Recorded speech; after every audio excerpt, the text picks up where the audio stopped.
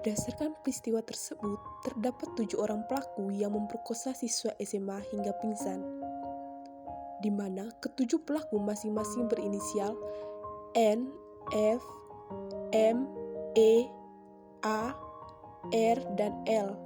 Sedangkan korbannya siswa kelas 2 SMA yang berinisial M, A, N.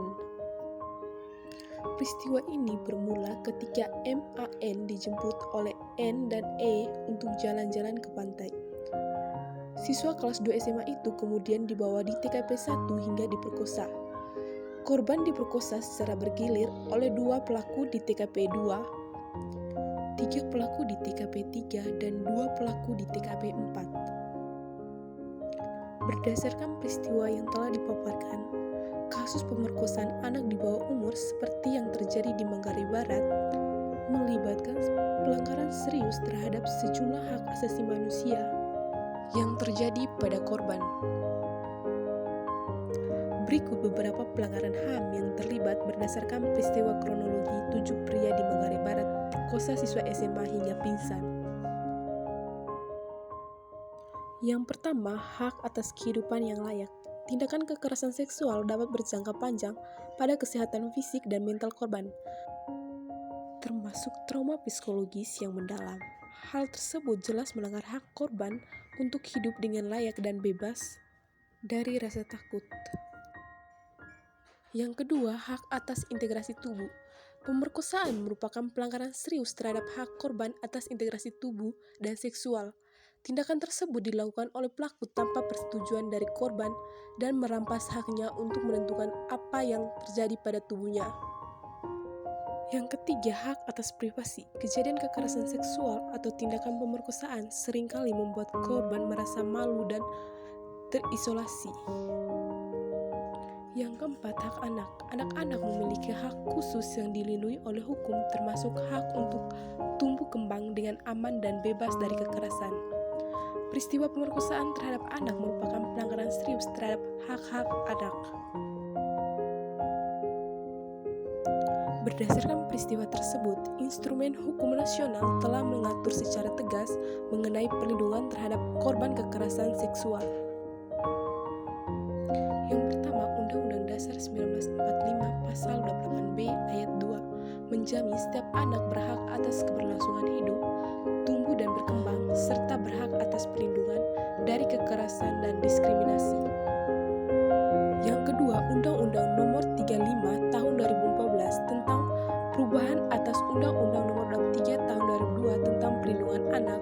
Undang-undang ini secara khusus mengatur tentang perlindungan anak dari segala bentuk kekerasan termasuk kekerasan seksual. Yang terakhir, Kitab Undang-Undang Hukum Pidana KUHP terhadap pasal-pasal yang mengatur tentang tindakan pidana pemerkosaan dan ancaman hukum. Berdasarkan masalah yang dihadapi korban, pelaku dijerat pasal 76D Undang-Undang Nomor 35 Tahun 2014 tentang Perlindungan Anak. Pasal ini mengatur tentang kekerasan seksual terhadap anak. Pelaku dapat dipidana penjara paling singkat 5 tahun dan paling lama 15 tahun.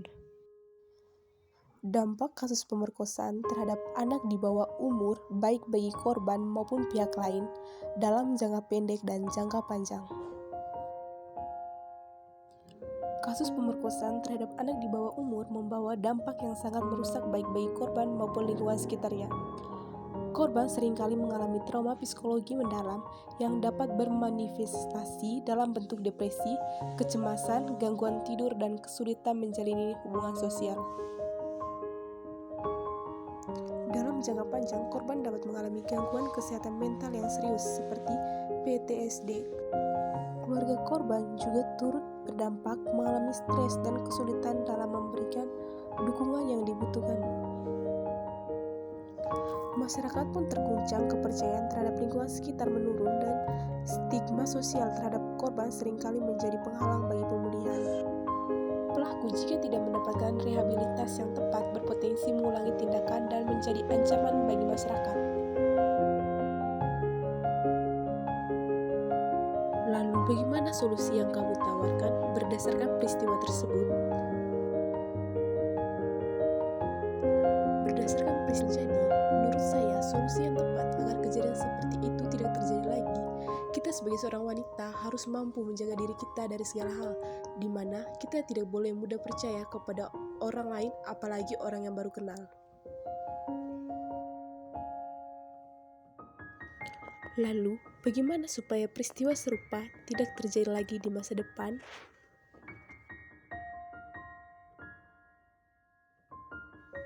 Agar peristiwa seperti ini tidak terjadi lagi di masa depan, kita perlu melakukan pencegahan melalui pendidikan seks yang komprehensif sejak dini untuk meningkatkan kesadaran tentang tubuh, batasan, dan hak-hak seksual. Lebih lanjut, melakukan kampanye secara masif untuk mengubah persepsi masyarakat tentang gender, kekerasan seksual, dan pentingnya menghormati hak asasi manusia dan memberikan hukuman yang setimpal kepada pelaku kekerasan seksual.